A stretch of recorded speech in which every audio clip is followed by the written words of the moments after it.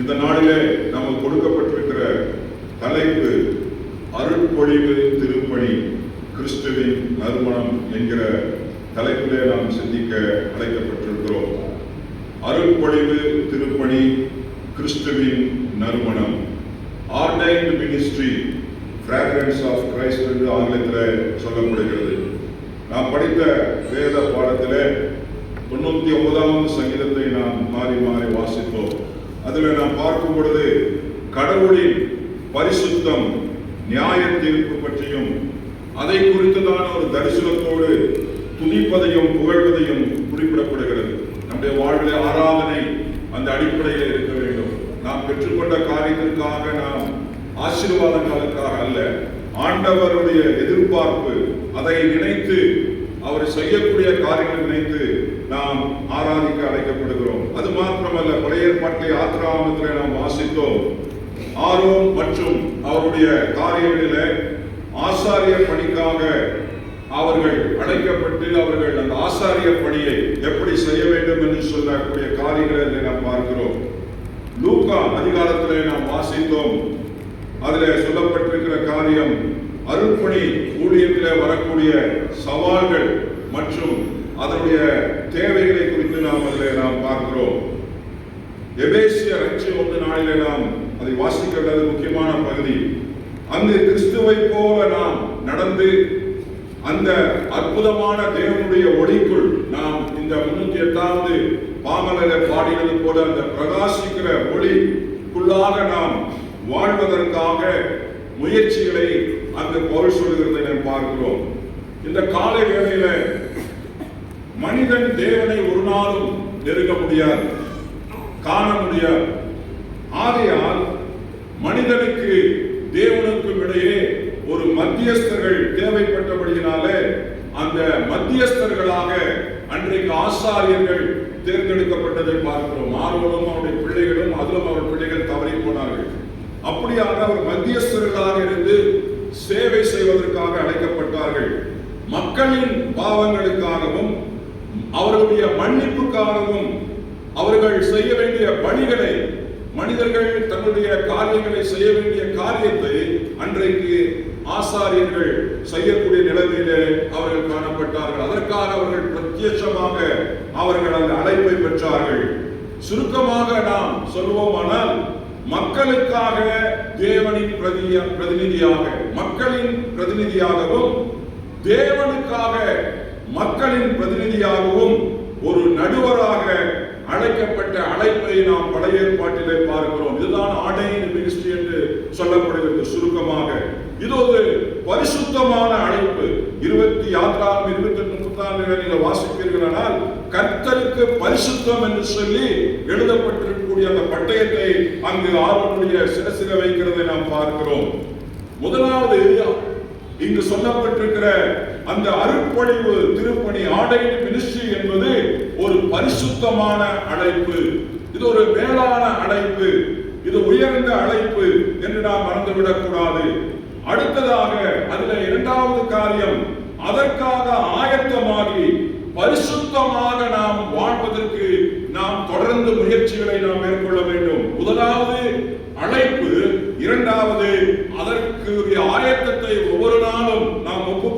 அழைக்கப்பட்டு பரிசுத்தமாக வாழ்வது. பிரித்தெடுத்தல் அல்லது பிரித்தெடுக்கப்பட்ட வாழ்க்கைக்காக நாம் அர்ப்பணிக்க அழைக்கப்படுகிறோம். நாம் இந்த உலகத்திலிருந்து பிரித்தெடுக்கப்பட்ட மக்கள். உலகத்தினுடைய காரியங்களிலே ஒரு நாளிலே இருந்தோம். ஆனால் ஆண்டவராகிய இயேசு கிறிஸ்துவினுடைய கிருபையினாலே, அவருடைய ரத்தம் சிந்ததினாலே உங்களையும் என்னையும் ஆண்டவர் இன்றைக்கு பிரித்தெடுத்திருக்கிறார். அந்த பிரித்தெடுக்கப்பட்ட பிற்பாடு நாம் பிரித்தெடுக்கப்பட்ட வாழ்க்கை முறையை நாம் என்ன பண்ண வேண்டும்? கடைபிடிக்க நாம் அழைக்கப்படுகிறோம். கடவுள் உங்களையும் என்னையும் இப்படிப்பட்ட வாழ்வுக்கு அவர் அழைக்கிறார் என்பதை நாம் மறக்க வேண்டாம். நாம் ஏனோ எப்படியோ எந்த நிலைமையிலோ நாம் வாழலாம் என்று நினைப்பதற்கான ஒரு வாழ்வல்ல. இன்றைக்கு கிறிஸ்துவ வாழ்வு சில வேளைகளிலே பிரசங்கங்கள் பார்க்கும்போது வித்தியாசமாக இருக்கிறது. அப்படி அல்ல.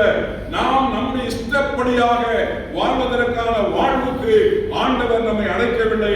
அவர் நம்மை பிரித்தெடுத்திருக்கிறார். பிரித்தெடுக்கப்பட்ட வாழ்வை நாம் ஆண்டவருக்கு அர்ப்பணிக்க வேண்டும். பழைய ஏற்பாட்டிலே ஆரோனின் நிழலாக இருந்த கிறிஸ்துவானவர் புதிய ஏற்பாட்டிலே அவர் அந்த சாட்சியாக நிழலாக இருந்தவர் நிஜமாக மாறுகிறதை பார்க்கிறோம்.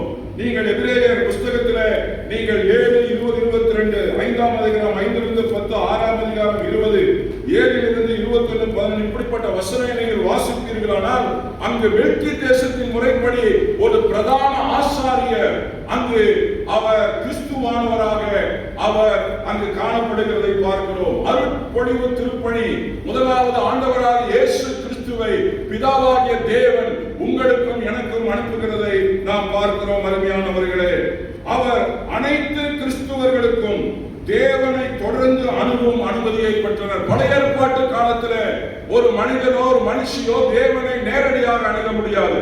ஆனால் இந்த எபிரேயர் வசனத்தை வாசிக்கும் பொழுது அங்கு சொல்லப்பட்டிருக்கிறது, தேவனுடைய வீட்டிலே பிரதான ஆசாரியர் நமக்கு இருக்கிறபடியினாலே நாம் பரிசுத்த தலத்திலே பிரவேசிப்பதற்கான புதிதும் ஜீவனுமான மார்க்கத்தை நாம் என்ன பண்ணியிருக்கிறோம்? பெற்றிருக்கிறோம். இன்றைக்கு ஒவ்வொரு கிறிஸ்துவனும் தேவனை தொடர்ந்து அணுகும் அனுமதியை என்ன பண்ணியிருக்கிறார்? ஆண்டவர் நமக்கு கொடுத்திருக்கிறதை பார்க்கிறோம். புதிய ஏற்பாட்டிலே பேதுரு அவர் சொல்லக்கூடிய ஒரு காரியம் 1 பேதுரு 2ஆம் அதிகாரம் 5வது வசனத்தை யாராவது வாசிங்கள். 1 பேதுரு 2ஆம் அதிகாரம் 5வது வசனத்தை. புதிய ஏற்பாட்டிலே 1 பேதுரு 2ஆம் அதிகாரம் 5வது வசனம். யாராவது 9வது வசனம். இயேசு கிறிஸ்து மூலமாய் தேவனுக்கு பிரியமான ஆவிக்கு பலிகளை செலுத்தும்படி பரிசுத்த ஆசாரிய கூட்டமாகவும் கட்டப்பட்டு வருகிறது. பரிசுத்த ஆசாரிய கூட்டமாய் ஆர்டைன்டு மினிஸ்டர் என்று சொல்லப்படுகிறது அல்லவா? பரிசுத்த ஆசாரிய கூட்டமாய் நீங்களும் நானும் திருச்சபையா என்ன பண்ணுகிறோம்? கட்டப்பட்டு வருகிறோம் என்பதை புதிய ஏற்பாட்டினுடைய காரியத்திலே நாம் பார்க்கிறோம். நம்முடைய ஒவ்வொருவருக்கும் அழைப்புண்டு. நம் ஒவ்வொருவருக்கும் விசேஷத்த தாளந்துகள் உண்டு. ஆண்டவர் நம்மை ஒவ்வொருவரையும் விசேஷத்த நோக்கத்திற்காக இந்த உலகத்திலே படைத்து வேறு பிரிக்கப்பட்ட வாழ்க்கைக்கு நம்ம அழைத்திருக்கிற நோக்கம் உண்டு. 9வது வசனத்தை வாசிங்கள். நம்முடைய ஆச்சரியமான ஒளியிடத்திற்கு வரவழைத்தவருடைய புண்ணியங்களை அறிவிக்கும்படிக்கு தெரிந்து கொள்ளப்பட்ட சந்ததியாகவும். ஆச்சரியமான ஒளியிடத்திலே அழைக்கப்பட்டு நீங்கள் தெரிந்து கொள்ளப்பட்ட சந்ததியாயும் ராஜரீக ஆசாரிய கூட்டமாயும் பரிசுத்த ஜாதியாயும் அவருக்கு சொந்தமான ஜனமாகவும் இருக்கிறீர்கள். இந்த தரிசனத்தை நாம் பெற்றுக்கொள்ள வேண்டும். நாம் அவருக்கு சொந்த ஆசாரிய கூட்டம். ஒருவேளை ஆனந்தகுமார் ஆடைகள் பண்ணியிருக்கலாம், ஒருவேளை நீங்க அண்ணா ஆடைகள் இருக்கலாம். அப்படியே இல்லை. காரணம் இது ஒரு அழைப்பு, இது ஒரு ஸ்பெஷல் காலிங். முழு நேர பணிக்கென்று திருச்சபையாக மிஷனரி இயக்கங்களிலே செய்யக்கூடிய ஒரு அந்த ஒப்பு கொடுத்தல், அதற்குரிய தகுதிகளுக்காக பிரித்தெடுக்கப்பட்ட காரியம். ஆனால் பொதுவாக நம்முடைய வாழ்விலே புதிய ஏற்பாட்டிலே நாம் எல்லோரும் ஆசாரிய கூட்டமாய் அவருக்கு பணி செய்யக்கூடிய மக்களாய் ஆண்டவர் உங்களையும் என்னையும் அழைத்திருக்கிறார். ஆச்சரியமான ஒளியிடத்திற்கு இருளே இருந்த என்னையும் உங்களையும் அழைத்து அவருடைய தொண்டுகளை செய்வதற்கு, அவருடைய வேலையை செய்வதற்கு ஆண்டவர் உங்களை என்னையும் என்ன பண்ணியிருக்கிறார்? அருட்பொழிவு செய்திருக்கிறார். அவருடைய அபிஷேகத்தினாலே நம்ம என்ன பண்ணியிருக்கிறார்? நிரப்பி இருக்கிறார் என்பதை நாம் மறந்துவிடக் கூடாது. வெளிப்படுத்தல 1:6 பாருங்கள், இன்னும் தெளிவாக சொல்லப்பட்டது. 1:6, 5, 16 வாசிகள்.